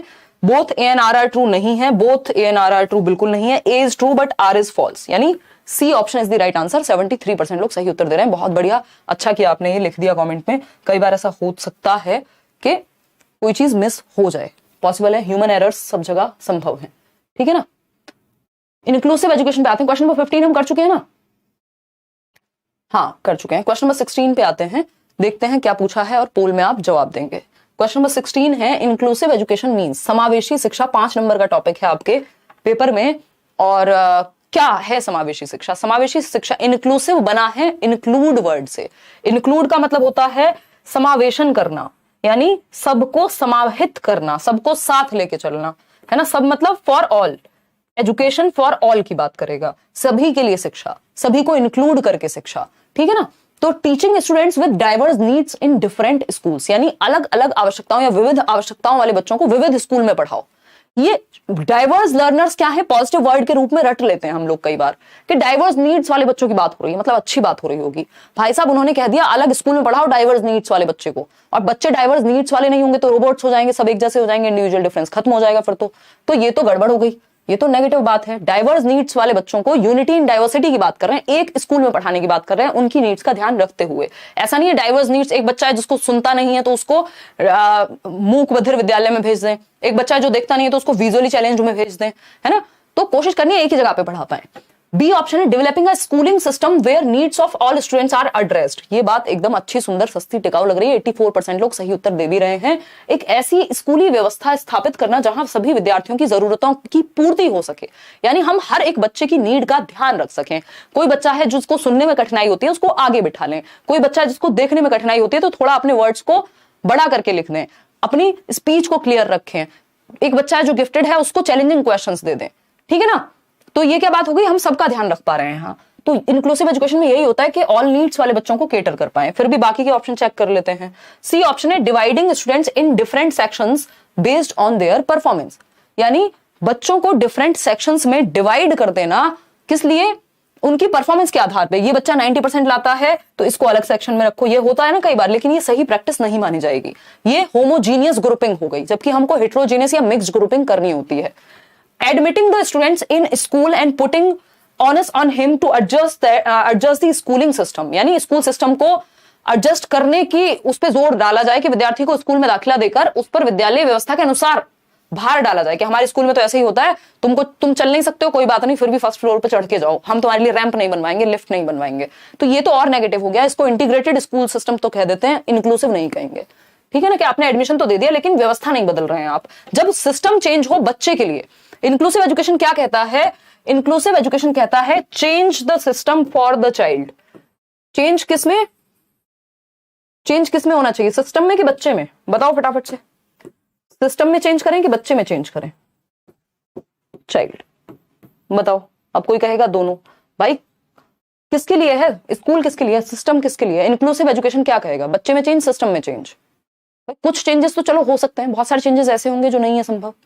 सबका साथ सबका विकास, हाँ वही वही वही वही है ना। जो पॉलिटिकल मुद्दे रहते हैं ना जहां पे रैलियों में इस्तेमाल होते हैं, तो वो बातें अच्छी होती हैं सुनने में, बाद में कितनी लागू होती हैं ये तो ईश्वर ही जाने।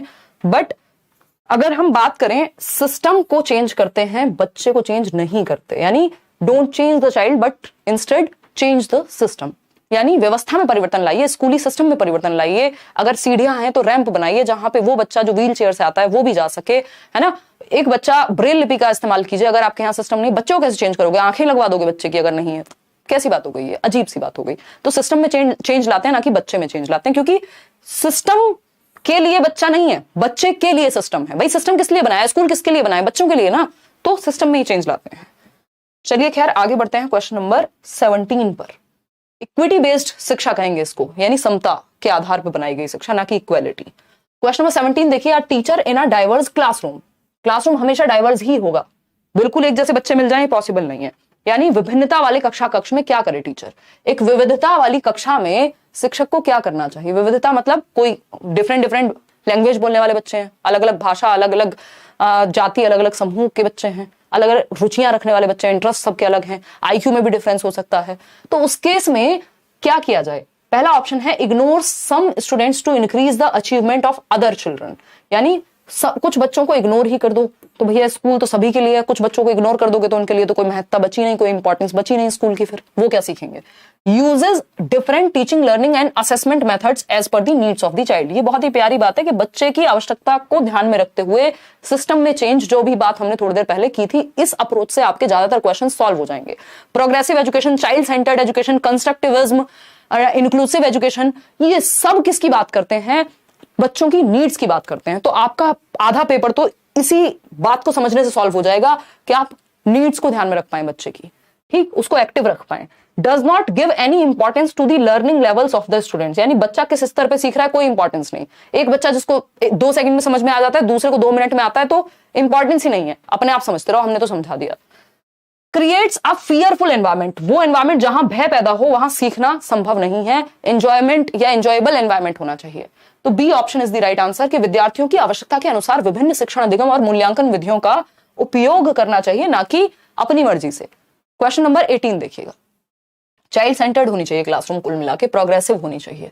स्टूडेंट्स हैविंग डिसलेक्सिया, डिसलेक्सिया पे क्वेश्चन हमेशा से आता रहा है, आता रहेगा। बस पहले सिंगल लाइन में क्वेश्चन पूछते थे, अभी कितने 2 और 2 4 लाइन का क्वेश्चन है, ठीक। डिसलेक्सिया डिस्कैल्कुलिया दोनों को मिक्स कर दिया, पूछा है बताओ। पठन वैफल्य या वैकल्य कहते थे, यानी पढ़ने में विफलता को डिसलेक्सिया कहते हैं। सबसे कॉमन है, तारे जमीन पर मूवी याद कीजिए, ईशान अवस्थी को याद कीजिए, डिसलेक्सिया था उनको। आप अगर वो देखेंगे जो नोटबुक है, पढ़ नहीं पाएंगे। उसका रीजन है इन बच्चों को पढ़ने के साथ साथ लिखने में भी समस्या होती है। सबको होगी जरूरी नहीं, लेकिन जो पढ़ता गलत है वो लिखेगा सही कैसे? तो डिसलेक्सिया में पढ़ना प्लस लिखना दोनों भी आ जाएंगे एट टाइम्स, ठीक है ना। और सिर्फ लिखने की समस्या है तो डिसग्राफिया हो जाएगा, ग्राफ, ठीक है ना, इलेजिबल राइटिंग, पढ़ नहीं सकते जिसकी राइटिंग को। तो students having dyslexia face direct challenge in dash and students having dyscalculia face dash challenge in dash. अब इसमें ये डैश 2 जगह लगा हुआ है, इस चक्कर में कई लोग गलती करते हैं। तो मैंने सिंपल एक तरीका आपको बताया हुआ है, जो सबसे पहले वाला, इसको खुद से भर लो अपने दिमाग में। कुछ दिन तो शुरुआत में हो सकता है लिख के भी करना पड़े, उसके बाद दिमाग अपने आप फिल करने लग जाएगा। डिसलेक्सिया, जो students having dyslexia direct challenge इन, किस में फेस करते हैं डायरेक्ट चैलेंज? रीडिंग में तो 100% करेंगे, तो रीडिंग लिख लिया अपने दिमाग से। एंड स्टूडेंट्स हैविंग डिसकैल्कुलिया, मैथ्स में या कैलकुलेशन में फेस करेंगे। भाई कैलकुलिया का मतलब ये कैलकुलेशन में विफलता है, गुणन वैफल्य है, जोड़ ठीक से नहीं पाएंगे, घटा ठीक से नहीं पाएंगे, गुणा ठीक से नहीं कर पाएंगे, है ना, इकाई धाई वाले जो उस सब में समस्या हो सकती है। तो आंसर क्या होगा? रीडिंग, ठीक है। एंड राइटिंग, अच्छा राइटिंग भी होता है, पता नहीं, चलो हमने क्या किया, अज्यूम कर लिया, ठीक है, आगे बढ़ते हैं। मैनिपुलेटिंग नंबर्स, यानी नंबर्स के साथ खेलने में, अंकों के हेरफेर में उनको समस्या हो जाती है ना। 18 लिखा हुआ है, इसमें से कुछ घटाना है तो उनको कंफ्यूजन हो जाती है इसमें, ठीक है। बी ऑप्शन है manipulating numbers and spelling words, मतलब डिसलेक्सिया वाले को नंबर्स को मैनिपुलेट करने में और डिसकैल्कुलिया वाले को स्पेलिंग्स में। ये तो उल्टा कर दिया इन्होंने। भाई डिसकैल्कुलिया वाले को कैलकुलेशन में दिक्कत होती है, वर्ड्स में नहीं। स्पेलिंग वर्ड्स और फिजिकल कोऑर्डिनेशन, फिजिकल कोऑर्डिनेशन कौन सा होता है? डिस्प्रैक्सिया होता है, जिसमें बच्चे को शारीरिक समन्वयन में दिक्कत होती है, इनको हिंदी में भी यही कहते हैं। डिस्प्रैक्सिया में क्या होगा? टाई लगाना, पेन पकड़ना, है ना, कोई भी फिजिकल एक्टिविटी जिसमें शारीरिक समन्वय या कोऑर्डिनेशन की जरूरत पड़ेगी, उसमें दिक्कत होगी बच्चे को। फिजिकल कोऑर्डिनेशन और राइटिंग स्टोरी, डिसकैल्कुलिया नहीं होता, वो राइटिंग में समस्या डिसग्राफिया कहलाती है। क्या कहलाती है? डिसग्राफिया कहलाती है। तो सिर्फ एक ही उत्तर सही बचा, रीडिंग एंड राइटिंग दोनों में डिसलेक्सिया वाले को दिक्कत हो सकती है और डिसकैल्कुलिया वाले को नंबर्स के मैनिपुलेशन में, अंकों के हेरफेर में। अब किस लेवल की दिक्कत है, अलग अलग बच्चे में अलग अलग हो सकती है। आगे बढ़ते हैं क्वेश्चन नंबर 19 देखते हैं फटाफट से, क्या कहता है question number 19। For successful inclusion of students with visual impairment, हमें पता है बच्चे को इंक्लूसिव एजुकेशन में इंक्लूड करना होता है, समावेशन करना होता है बच्चे का, तो उस केस में हमें क्या करना है, पहले सक्सेसफुली इंक्लूड करना है किस तरह के बच्चे को, विजुअल इंपेयरमेंट यानी दिखने में समस्या है, दृष्टि बाधित बच्चा है, वो जूझ रहा है दृष्टि बाधिता से, यानी क्लियरली देख नहीं पाता है ना, पार्शियली देखता है या बिल्कुल नहीं देखता है, बिल्कुल नहीं देखता है तो यहाँ पे ब्लाइंड भी लिखा हो सकता था। अ टीचर शुड, टीचर को क्या करना चाहिए, जितनी ज्यादा इंफॉर्मेशन दे सके रिटन फॉर्मेट में उतनी दो। मतलब आप खुद सोचो, एक बच्चा जिसको देखने में पहले ही समस्या, उसको लिख के दे दो सब कुछ, भैया देख तो वो पहले ही नहीं पाता, तो ये तो खतरनाक या नेगेटिव ऑप्शन हो गया। Use colour pens to highlight important information, भैया देखने में समस्या, आप लगे पड़े हैं रिटन इंफॉर्मेशन पे, हट गया। Make diagrams on black board to visually describe the concepts, यानी आप विजुअली ही पढ़ाएंगे और विजुअली ही दिक्कत है। ध्यान रखिए, जिस भी सेंस में, जिस भी ज्ञानेंद्रिय में दिक्कत है, यदि सुनने में दिक्कत है तो आप फोकस किस पे करेंगे, बाकी सेंसेस का यूज करेंगे, सिर्फ सुनाते ही नहीं रहेंगे। और सुनने में कम दिक्कत है तो हो सकता है थोड़ा लाउडली आप बोल लें, ठीक। तो विजुअली बच्चे को विजुअली ही इंफॉर्मेशन, विजुअली चैलेंज बच्चे को विजुअली इंफॉर्मेशन प्रेजेंट करेंगे कि देखना नहीं आता बट हम तो दिखा के ही पढ़ाएंगे तुमको, भाई उसके बाकी सेंसेस यूज कर लो, उसको टच करा के पढ़ा लो, उसको सुना के पढ़ा लो ताकि वो सुन तो सके। तो use auditory ways of presenting the information, यानी आपको ऑडिटरी वेज का इस्तेमाल करना है, यानी उसको आप आगे बिठा सकते हो ताकि वो सुन अच्छे से पाए, और अगर थोड़ा बहुत देख पाता है तो थोड़े बड़े अक्षर लिख सकते हो। इनमें से कोई ऑप्शन इन्होंने दिया नहीं है, तो auditory ways of presenting the information, यानी जानकारी को मौखिक रूप से भी आप प्रेजेंट करें, जो आपने बोर्ड पे लिख दिया है उसको बोल के भी बता दें साथ में, या कोई ऑडियो बुक का यूज कर सकते हैं, डी ऑप्शन। क्वेश्चन नंबर 20 देखिए, 10 क्वेश्चन और हैं इसके बाद। Which of the following is correct in the context of students with giftedness, यानी प्रतिभाशाली बच्चे। गिफ्टेडनेस का मतलब क्या है, जिनमें प्रतिभा है, कुछ डिफरेंट करना जानते हैं वो, ठीक है जी।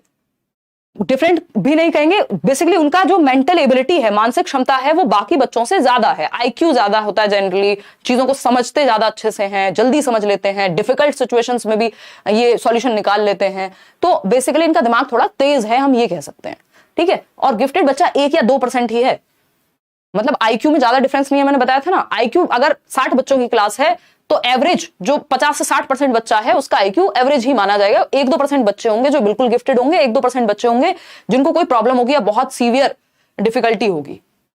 तो अगर हम बात करते हैं यहां, तो जो गिफ्टेड बच्चा है, they can not, they think कन्वर्जेंटली।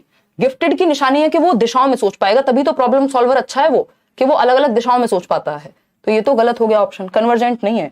They have low receptivity to learn, यानी धीमे सीखते हैं, जबकि इनकी तीव्रता से ये सीख जाते हैं बहुत तेजी से।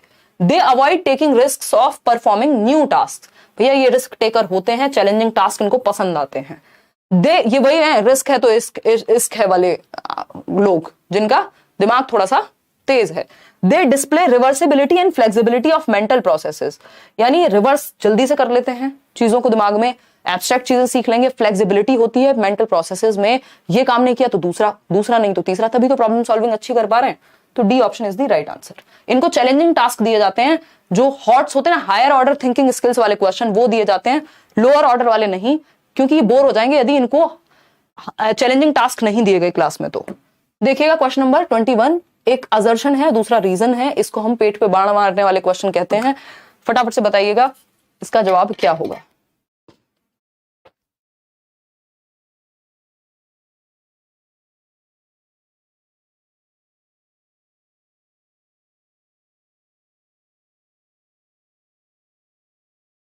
जुड़ करके अभी हम हो गए हैं कितने, 15,000 लोग, 9,000 लोगों ने लाइक किया है।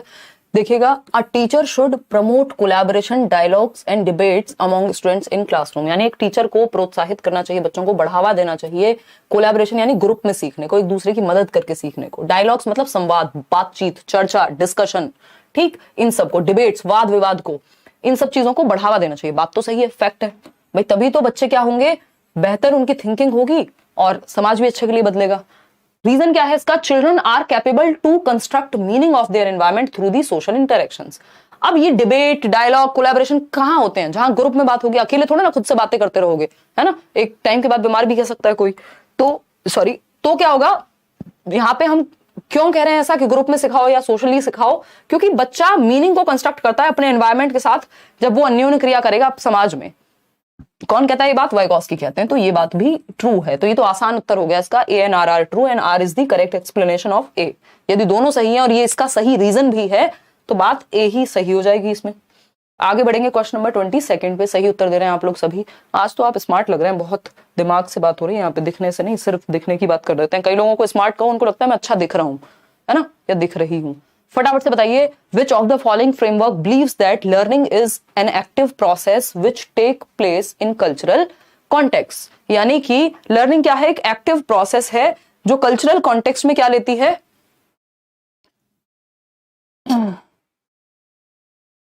जगह लेती है। कल्चरल कॉन्टेक्स्ट, सामाजिक संदर्भ में आप अच्छा सीख पाते हैं। सी बी सब अलग अलग उत्तर दे रहे हैं। अधिगम एक सक्रिय प्रक्रिया है, यानी एक एक्टिव प्रोसेस है जिसमें बच्चा एक्टिव रहेगा। सांस्कृतिक संदर्भ में होती है, यानी जिस संस्कृति और समाज में हम होते हैं वहां हम एक्टिव होकर के सीख सकते हैं। कौन कहेगा? सोसाइटी, कल्चर, लैंग्वेज, इन तीन चीजों को सबसे ज्यादा महत्व किसने दिया? SCL, BPL की तरह SCL, सोसाइटी, कल्चर, लैंग्वेज। एक ही व्यक्ति हैं वाइगॉस्की, और वो क्या हैं? सोशियो कंस्ट्रक्टिविस्ट हैं, रचनावादी हैं। किस तरह के? सामाजिक रचनावादी हैं।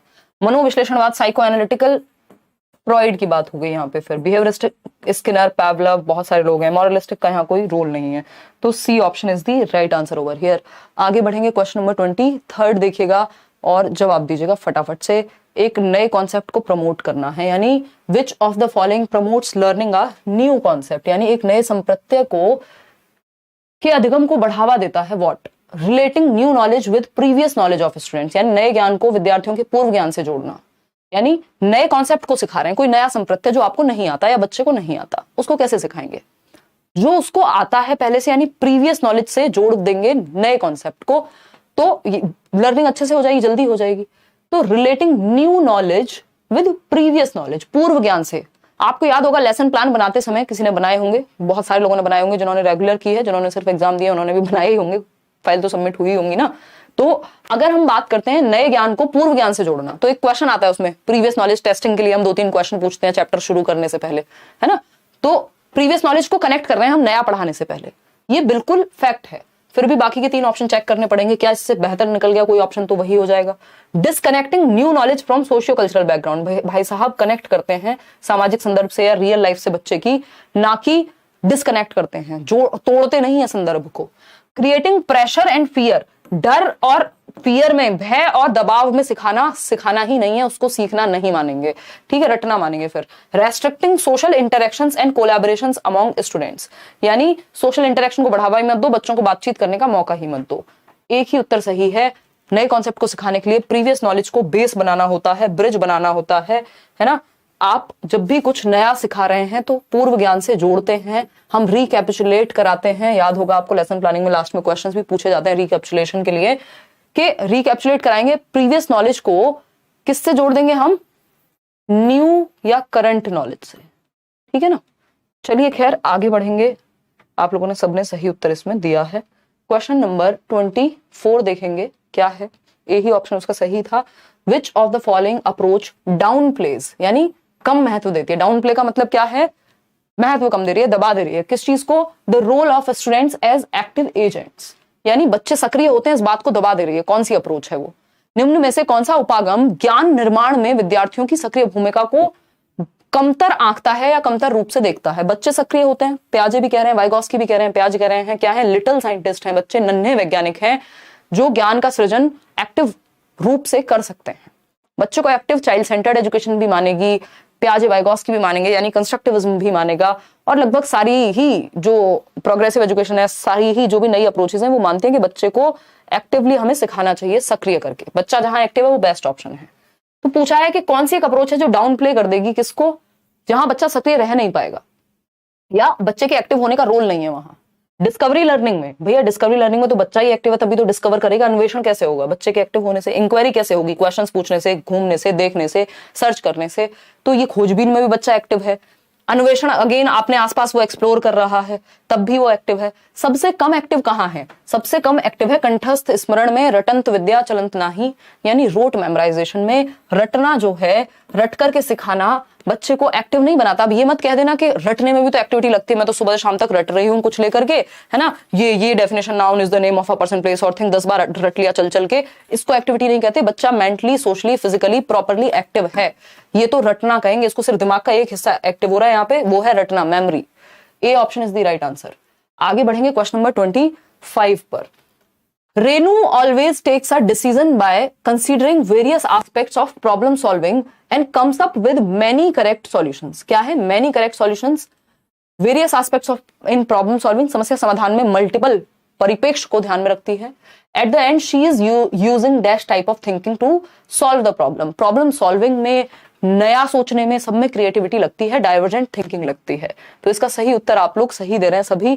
अपसारी चिंतन यानी डाइवर्जेंट थिंकिंग, दिशाओं में सोचने के लिए डाइवर्जेंट थिंकिंग का प्रयोग होता है कि एक चीज के 75 सॉल्यूशन हो सकते हैं, ये है डाइवर्जेंट थिंकिंग, जिससे प्रॉब्लम सॉल्विंग भी प्रमोट होती है। दूसरा क्रिएटिविटी यानी रचनात्मकता, कुछ नया सोचना भी प्रमोट होता है। ब्रेनस्टॉर्मिंग, जब आप ग्रुप में बिठा करके सोचने को कह रहे हैं तो वो बुद्धिशीलता या मस्तिष्क उद्वेलन कहते हैं, वो भी क्रिएटिविटी, प्रॉब्लम सॉल्विंग को बढ़ावा देता है। कन्वर्जेंट थिंकिंग जी नहीं, convergent thinking just intelligence based चीजों में लगती है। कोई याद करना है, कुछ बताना है, कुछ चूज करना है, जैसे इन 4 ऑप्शंस में से एक सही उत्तर चूज करने के लिए आपको सिर्फ कन्वर्जेंट थिंकिंग लगानी है, पहचानना है किसी एक उत्तर को, बनाना नहीं है खुद से कोई ऑप्शन। ईगोसेंट्रिक और इरेशनल नहीं है, रैशनल यानी लॉजिक होगा यहाँ पे। तो ए option is the right answer. Question number 26 देखिए, क्या है क्वेश्चन नंबर 26।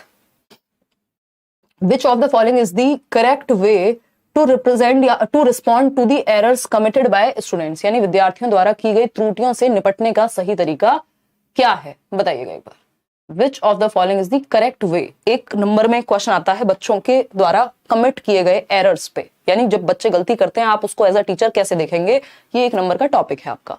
अगर हम बात करते हैं कि बच्चों के एरर्स को हमें पॉजिटिवली देखना है, पहली बात तो ये, ठीक है ना, देखते हैं समझते हैं कहानी है क्या। अगर हम बात करते हैं कि करेक्ट वे क्या है रिस्पॉन्ड करने का, विद्यार्थियों द्वारा की गई त्रुटियों से निपटने का सही तरीका, पहला ऑप्शन है पनिशिंग द स्टूडेंट्स। ये तो अलाउड ही नहीं है और ना इससे कुछ होने वाला, ठीक। डर और भय से नहीं सिखाना, जॉय ऑफ लर्निंग लेके आना है बच्चे में।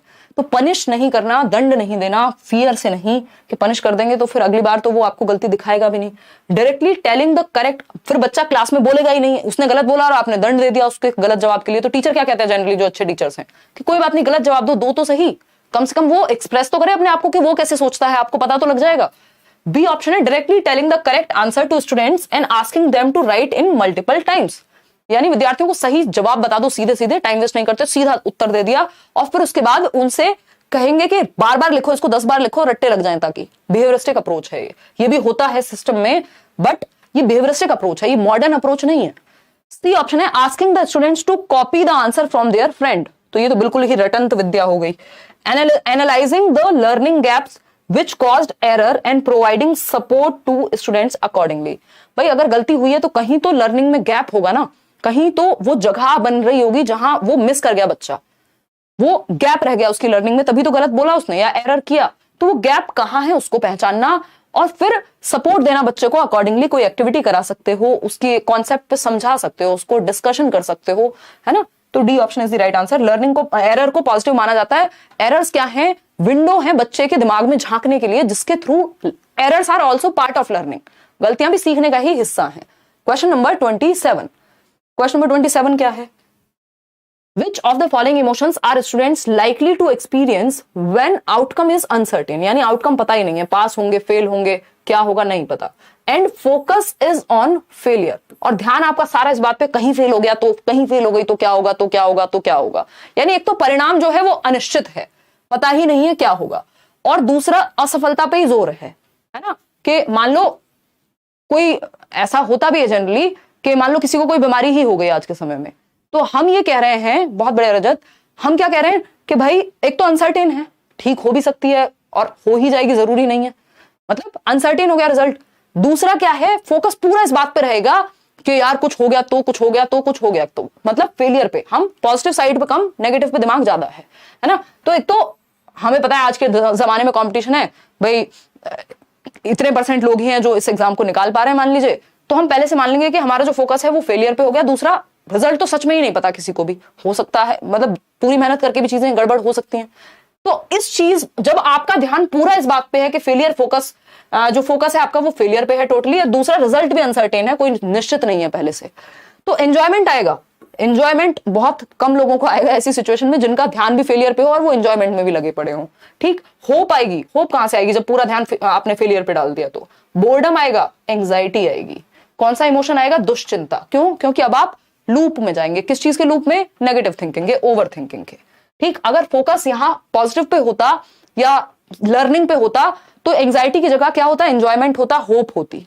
ठीक है, तो ये अंतर है। इस क्वेश्चन को वैसे भी पूछा जा सकता है घुमा के। क्वेश्चन नंबर 28 देखिए, 2-3 सवाल और हैं आज के।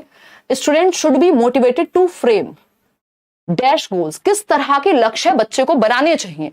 हम देख रहे हैं समाज में या जनरली हम क्या देख रहे हैं, हमारे लक्ष्य बनाना ही गलत है। हमारे लक्ष्य क्या है? इस चीज से इतना पैसा आएगा, है ना, इस चीज से इतना नाम मिलेगा, है ना। आजकल यूट्यूब भी लोग स्टार्ट करते हैं, जनरली मिलते भी हैं कई बार, कि मुझे फेमस होना है इसलिए यूट्यूब करना है, which is not a very bad reason. कि हाँ ठीक है, एक वन ऑफ द गोल्स हो सकता है किसी का, बट मुख्य गोल अगर ये सेट हो गया कि मुझे इस चीज से बहुत पैसा कमाना है, मुझे ये करना है, मतलब ये क्या है? लर्निंग गोल्स नहीं है, ये परफॉर्मेंस गोल्स हैं कि 90% लाना है इसलिए पढ़ना है, चाहे रट के आए, सीख के आए, कैसे भी आए। ठीक, तो student should be motivated to frame dash goals, mastery oriented, performance oriented, failure accepting या मास्टरी अवॉइडेंस। फेलियर एक्सेप्टिंग का मतलब हम पहले ही मान लिया, अरे फेल हो गए तो कोई बात नहीं भाई, लड़ते तो सब जीतने के लिए ही है ना जनरली, है ना। अगर देखा जाए तो ऐसा थोड़ी, अगर नहीं भी लर्निंग के लिए भी लड़ रहे हैं तब भी ऐसा थोड़ी कि आप ये पहले से मान लेते हैं कि फेल हो ही गया हूं। तो ये फेलियर एक्सेप्टिंग कोई अप्रोच नहीं है यहाँ पे, ये तो बाद में करनी ही पड़ती है। मास्टरी अवॉइडेंस की बात करें तो मतलब आपको मास्टरी नहीं चाहिए, आपको किसी चीज में मास्टर नहीं बनना, महारत नहीं चाहिए, पारंगतता नहीं चाहिए, तो ये भी कोई पॉजिटिव गोल नहीं हुआ। पॉजिटिव गोल क्या होगा? कई लोग कह रहे हैं परफॉर्मेंस ओरिएंटेड, बी ऑप्शन 64% लोग। कौन सा नशा है भाई ये, है? आज तो आपने कमाल ही कर दिया, मुझे चक्कर आ गए आंसर देख के।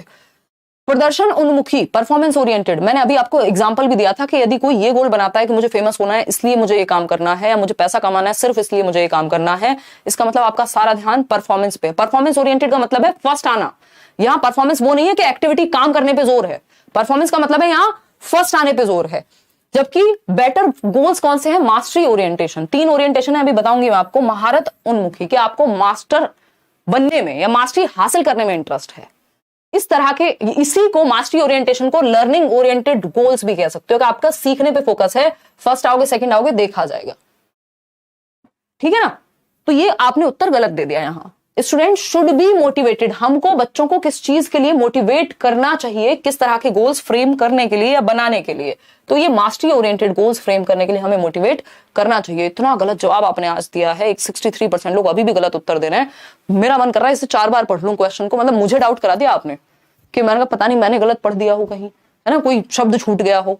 कमाल लोग हैं आप लोग। देखिए अभी समझते हैं, ये टॉपिक अब से पहले आया नहीं है ना, तो इसमें आप इसलिए कंफ्यूज हो रहे हैं, नए वाले लोग होंगे स्पेशली, है ना। देखिए 3 तरह के गोल्स होते हैं यहाँ पे। अगर हम बात करते हैं 3 तरह के गोल्स हैं बच्चों को, जब आपको गोल सेट करा रहे हैं तो इसमें ध्यान रखना है, लक्ष्य कह सकते हो, या इसको दूसरी भाषा में 3 तरह की ओरिएंटेशन यानी उन्मुखीकरण भी है सीखने के, कि आपका सेंटर ऑफ लर्निंग क्या है, आप किस लिए कर रहे हैं कोई काम, वाई क्या है आपका, क्यों कर रहे हैं आप कोई काम। ठीक है ना, इसको आप ओरिएंटेशन या उन्मुखता कह सकते हैं, कि सेंटर क्या है सीखने का, केंद्र क्या है।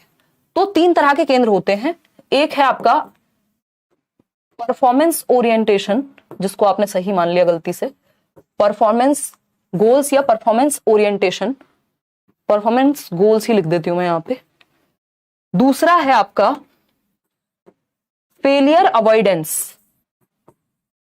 फेलियर अवॉइडेंस यानी फेलियर से बचना है, किसी भी तरह से 30% नंबर आ जाए, 33% आ जाए, या फिर सीटेट में 90 नंबर आ जाए, किसी तरह से फेलियर से बच जाऊं। ठीक, थर्ड कौन सा है? थर्ड है मास्टरी ओरिएंटेशन। क्या है? मास्टरी, मास्टरी ओरिएंटेशन, या इसको आप मास्टरी गोल्स भी कह सकते हो, पारंगतता। यही बेस्ट है। क्यों? क्योंकि आपका ध्यान इस बात पे है कि मैं फर्स्ट आऊं, सेकंड आऊं, फोर्थ आऊं, फिफ्थ आऊं, व्हाटएवर, है ना, मुझे आता सब कुछ हो, मुझे पूरा सिलेबस पता है, मैंने अच्छे से पढ़ लिया है, सीख लिया, बहुत कुछ सीखने को मिलेगा। तो आपको सब कुछ आता है, ये है मास्टरी ओरिएंटेशन गोल, कि आपका फोकस लर्निंग पे है। इसको लर्निंग ओरिएंटेड गोल्स भी कह सकते हो, कि आपका ध्यान सीखने पे है, रिजल्ट पे नहीं है। अगर रिजल्ट पे ध्यान है तो दोनों ही खराब हो जाएंगे।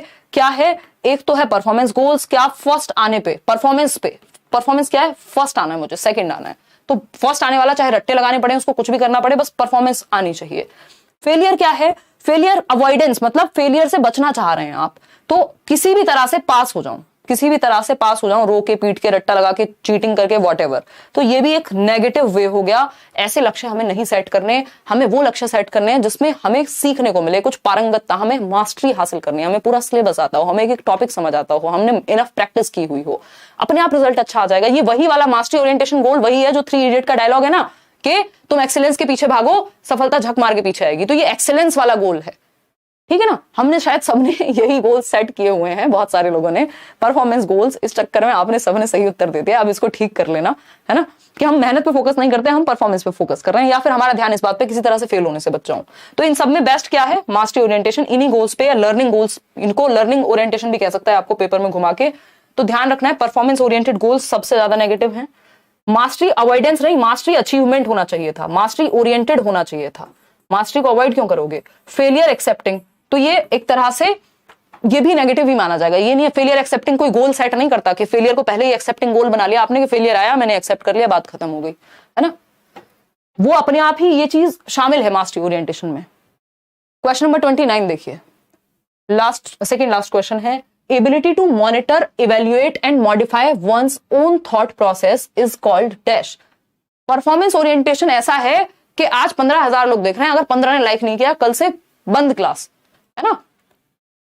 ये क्या है? ये परफॉर्मेंस ओरिएंटेशन गोल है। या 15,000 लोगों से अगर 1,000 भी कम हो गए, चलो छुट्टी करते हैं, ये क्या हुआ? परफॉर्मेंस ओरिएंटेशन गोल है। मास्टरी ओरिएंटेशन क्या है? कि यार आज हम कुछ सीखेंगे, कुछ मुझे सीखने को मिलेगा, कुछ आपको सीखने को मिलेगा, प्रॉपर एक्सप्लेन करेंगे एक एक क्वेश्चन को, जिसे बोर होना है, सोना है, वो सो जाए। ये हुआ मास्टरी ओरिएंटेशन। फेलियर अवॉइडेंस क्या है?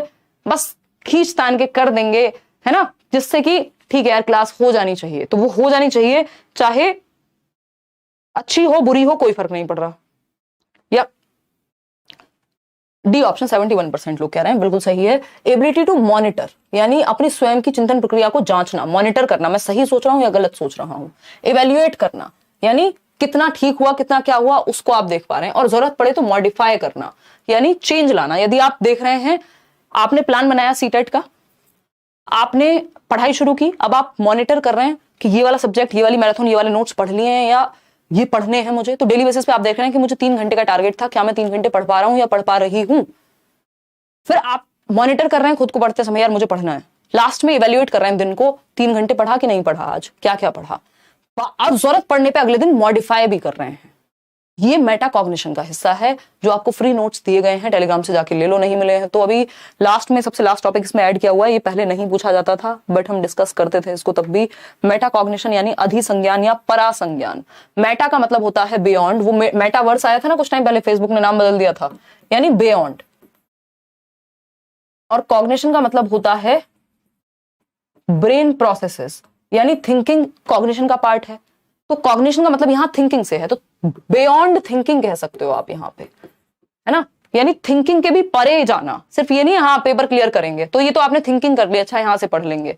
अब आप ना ये देख रहे हैं, ना टेस्ट दे रहे हैं, ना प्लान बना रहे हैं, ना पढ़ाई कर रहे हैं, अगर ये सब नहीं कर रहे हैं, इसका मतलब मेटाकॉग्निशन का इस्तेमाल नहीं कर रहे हैं। ठीक, अटेंशन, ये सिर्फ कॉग्निशन की चीजें हैं, याद करना, रिकॉल करना, ये सिर्फ दिमाग से होने वाली चीजें हैं। लेकिन दिमाग पे भी आप एक स्टेप आगे जाएंगे, बियॉन्ड जाएंगे, तो मेटाकॉग्निशन आएगा। तो D option is the right answer. आगे बढ़ेंगे, लास्ट क्वेश्चन है आज का, देखिए फटाफट से जवाब दीजिए, अच्छा क्वेश्चन है। और ये, which of the following sequence of content representation is most appropriate to teach a concept in primary grades.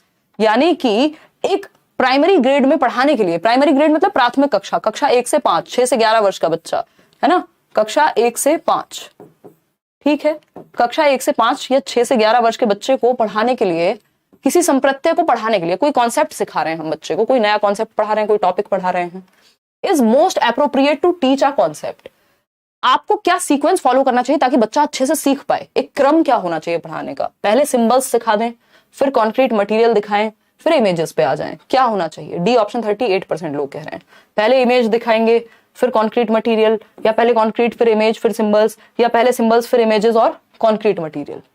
गलत उत्तर दे रहे हैं इसमें आप लोग, काफी गलत उत्तर दे रहे हैं, जबकि प्याजे हम पढ़ चुके हैं और ये प्याजे से ही संबंधित है। हालांकि ब्रूनर की थियरी है अगर देखा जाए तो, बट प्याजे के टॉपिक से भी आप इसको समझ सकते थे, है ना, बट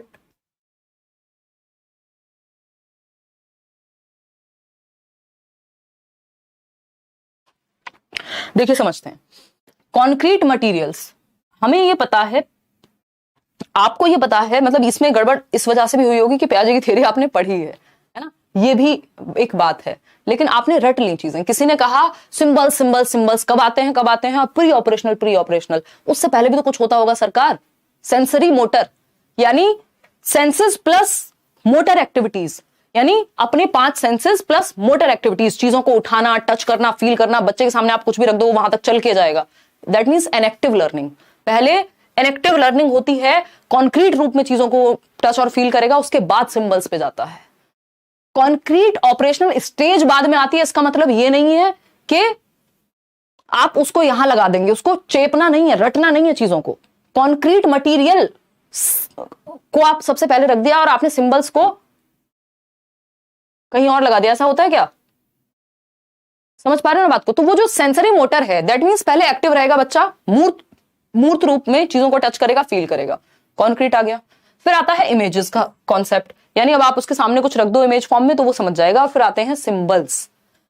ये पहली बात तो ब्रूनर से संबंधित या रिलेटेड क्वेश्चन है। ब्रूनर ने भी एक कॉग्निटिव डेवलपमेंट की थियरी आपकी दी है, जो बहुत छोटी सी थियरी है, मैं आपको अभी समझा दूंगी, अलग से उसको कराने की जरूरत होती नहीं है, ठीक है ना। तो डी तो हो ही नहीं सकता ना उत्तर, पहले सिंबल से कैसे सिखाओगे, फिर इमेजेस पे जाओगे, उल्टा हो गया ना।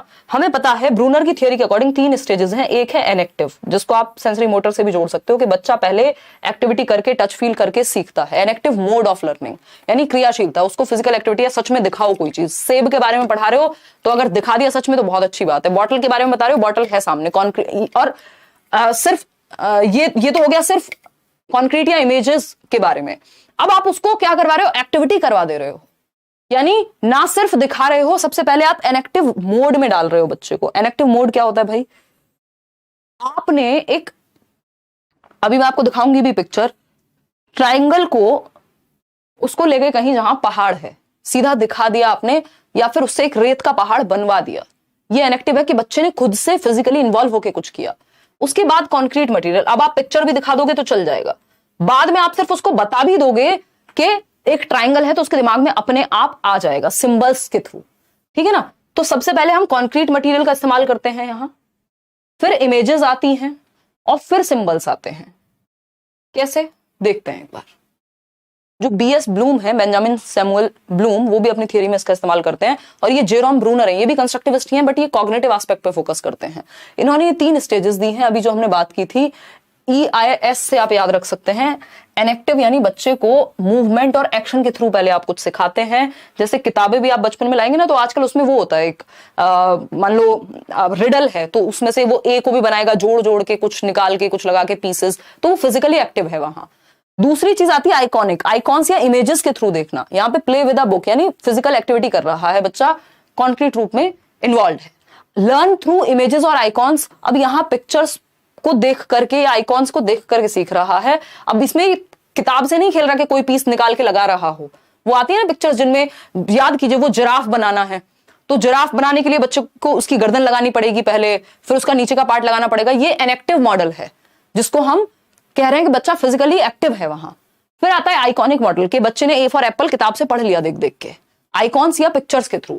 फिर आता है सिंबॉलिक, ये नेक्स्ट स्टेज है, यानी सिंबल्स के through, learn through abstract symbols. अमूर्त जो सिंबल्स हैं उनसे भी वो सीख जाएगा। जैसे आप रिसर्च के लिए पढ़ रहे हैं, जैसे आपको बता दिया कि मान लो एक ट्राइंगल है, तो आपने दिमाग में इमेजिन कर लिया, या ए फॉर एप्पल होता है तो ए से आपको समझ में आ जाएगा।